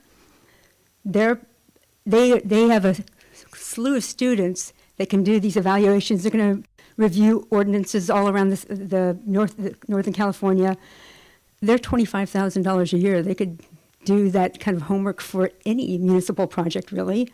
And so these are great resources to be informed about in general. But we, of course, are going to put our best foot forward to get the grant. So there we go. Yeah, so John, in response to your question, number one, get the grant. And then sitting here looking at the tasks associated with that, a tree inventory, a canopy study, development of an urban forestry management plan, and planting of trees. Those activities could be voluminous or they could be a little bit smaller. And Cedra, So that's what the grant would pay for. So the idea it does not put pressure on the cities. There's no match, and there's no requirement for the city to match in kind either by doing that. There's funding, the grant money, the budget and the budget line items are meant to be spent on those items. These are not big grants. They're like $225,000. That's how much Petaluma applied for, maybe up to $275 sometime. But the idea is to have an RFP for some of the deliverables that are, like developing the urban forest management plan or doing the tree canopy or doing the tree inventory. There's dedicated professionals who've done many, many of these over time. And the community engagement piece is labor intensive, ergo students from Sonoma State University. What we're left with behind is meant to make government processes easier, and so they're not asking to burden civically challenged municipalities who don't have a lot of money to do things. That's not the intention of the grant, basically. So if the tasks, from what I'm hearing from Cedra, are primarily RFP process and volunteer coordination, I mean, this is something that, the city could undertake, and not just Public Works, but Public Works and Community Development. We all write RFPs, and, from volunteer coordination standpoint, I mean, pros could have a role. So there's all kinds of possibilities here. And it sounds like it's fairly labor unintensive to spend the money. Yeah, because the RFP process is something that we do routinely, typically. It takes time, but we can budget that time in. Good. I'll sleep better now. Any other questions, comments? It just seems with the May 30th deadline, time is of the essence. Yeah, and also it seems like Jennifer's been working on this, and she understands the grant application process. And so the fact that she's working with the people that Cedra named, I have a note here to check with her, but I think I'm understanding that she's lead on this at the city. Yeah, she's the lead, and the application will go in under her as the contact to the city. Yeah, and it's already been blessed by the city manager to move forward. And that's one of the obstacles when you're thinking about pursuing a grant like this, is to get the city manager's approval. So I think that Jennifer's well on the way. And, but like I said, I'll check in with her. And I'm sure she's aware of the 5:30 deadline, but we'll be working with her on that regardless.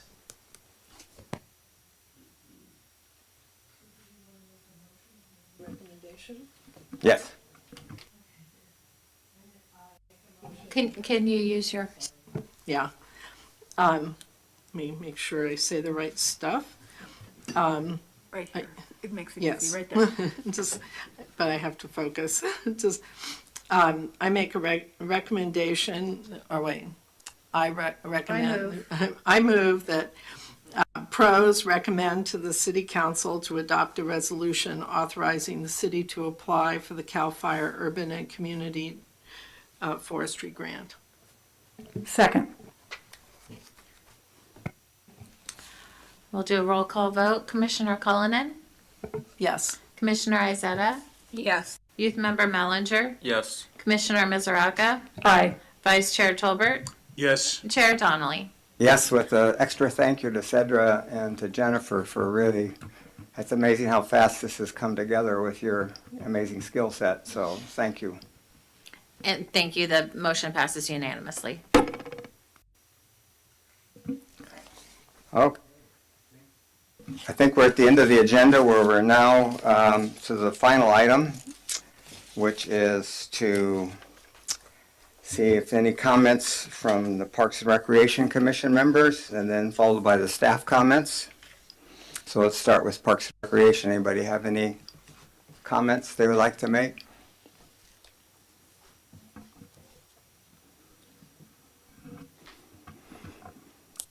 To extend a welcome to Dana Izetta for joining us. I looked at your application, Dana, and I was really interested in your idea of having community park work days as a way to generate community engagement and feedback. And I think that would be a good thing to pursue. When I was working with the Overlook Trail many years ago, we often had community work projects on the Overlook Trail that were sometimes coordinated under a contract with the Sonoma Ecology Center, but a lot of times we just organized them ourselves too. So I think it's a great vehicle, and I appreciate your suggesting it, and I think we'll keep it on the radar for going forward as we try and strengthen the community engagement process in general here. Yeah, I'm really excited to join. You know, I know another mother that I was friends with had to step down because they moved, and so the opportunity to join was really exciting for me. We have a lot of young families in Sonoma, and I think a lot of them are very eager to get involved, and not all of them can take the time to kind of join a commission. And so something I had spoke to Ron about was having these community days where I know it comes with liability, but you know, each designated neighborhood kind of has a captain where you could have someone come on board and get your neighbors involved, because I go to a lot of parks. I have 2 young kids and I see, you know, weeds, and I just start pulling them. And, you know, there's small things that you can get involved with. And I know there's a lot of people that are very eager to help out in any way they can. So thank you.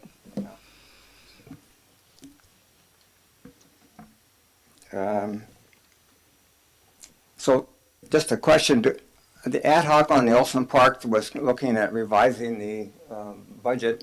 Do we need any further action on that, or is that something that's I'm not sure what the status of that is? Yeah, and if the commission wanted to give you a quick update on what happened at the ad hoc meeting, that's fine. I could comment after that.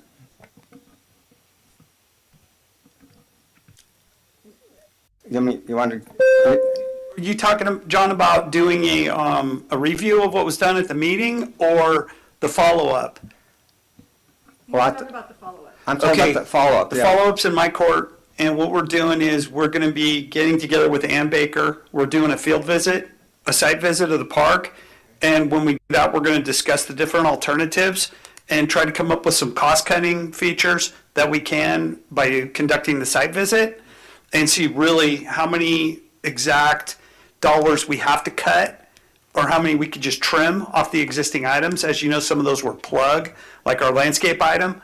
And as we get a little bit more knowledge of the specific design that was discussed at the ad hoc, we can potentially cut the landscape item or the irrigation item down, because the plug number that she used was pretty large, and it wasn't based on a lot of actual physical information at the park.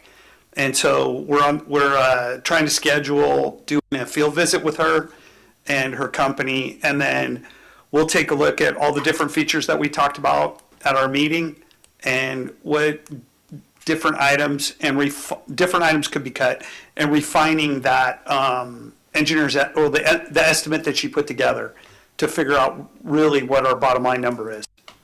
Yeah. Thank you. Yeah. Couple other quickie. Hang on, sorry.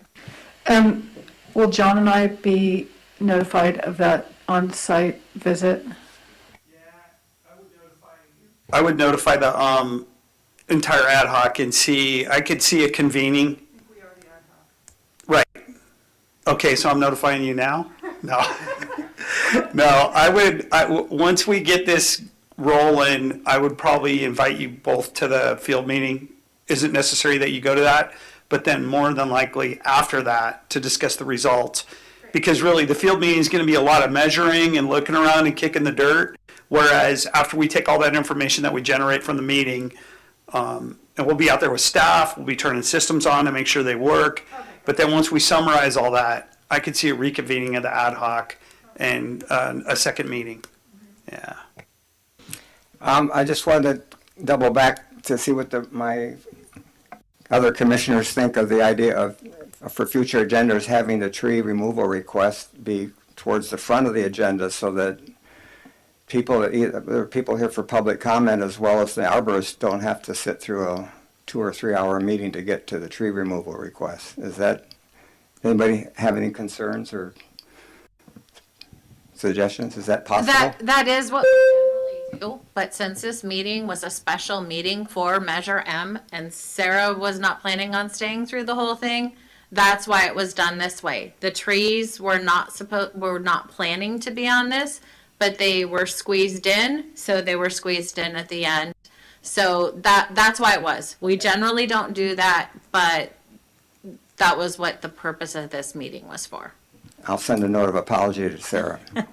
Yeah, and I But think going that, forward for regular meetings, we could do this. Is that what I'm hearing? Yes, for regular meetings, we generally do the trees first. But yeah, so we'll continue to do the trees first at regular meetings, but for special meetings, sometimes that may shift.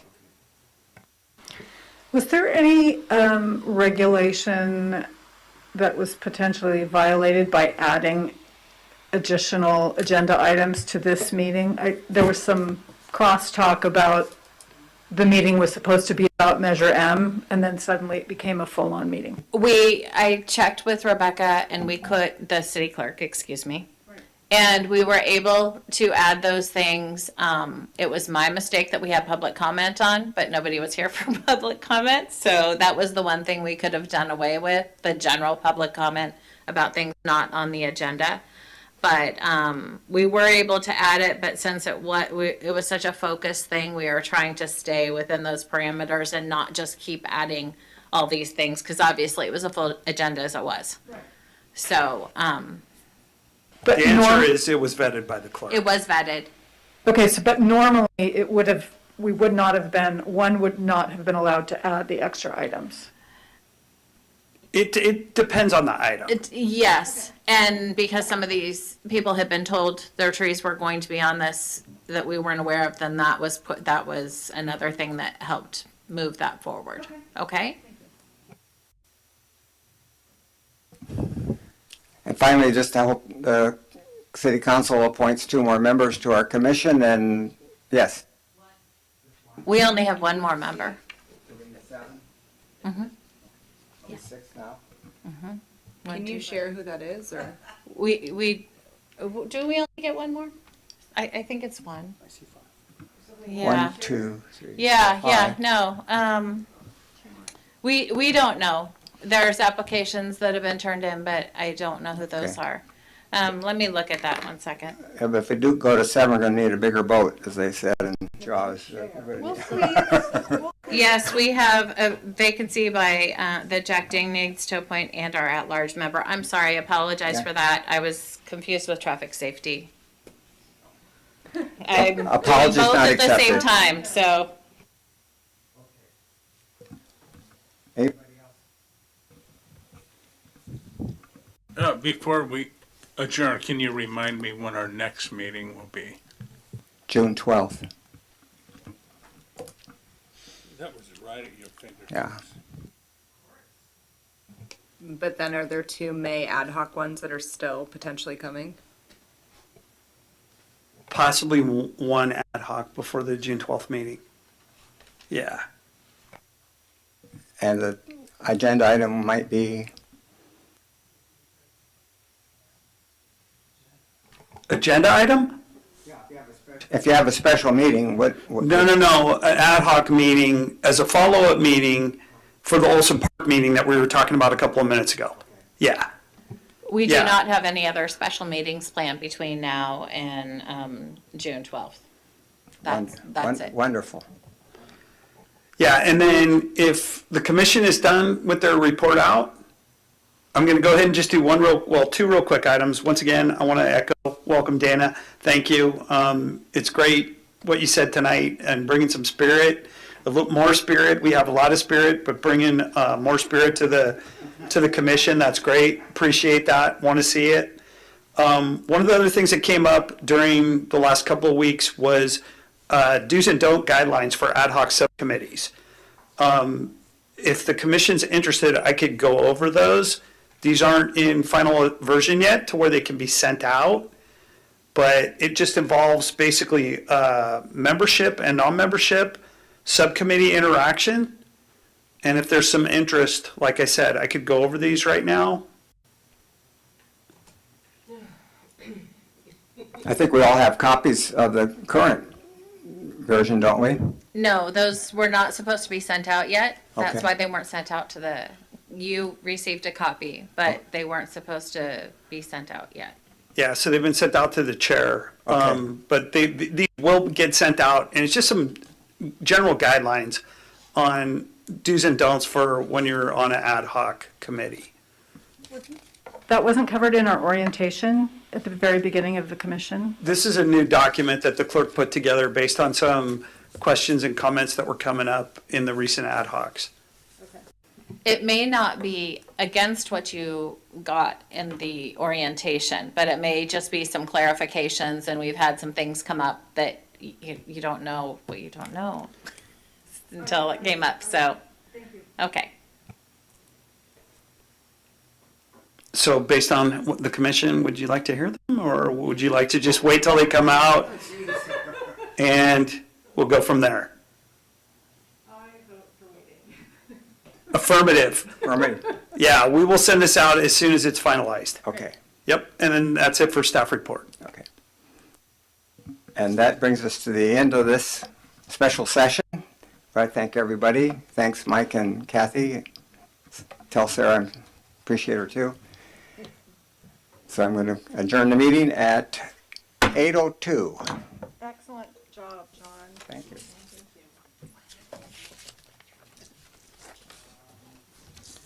Hi, Dana.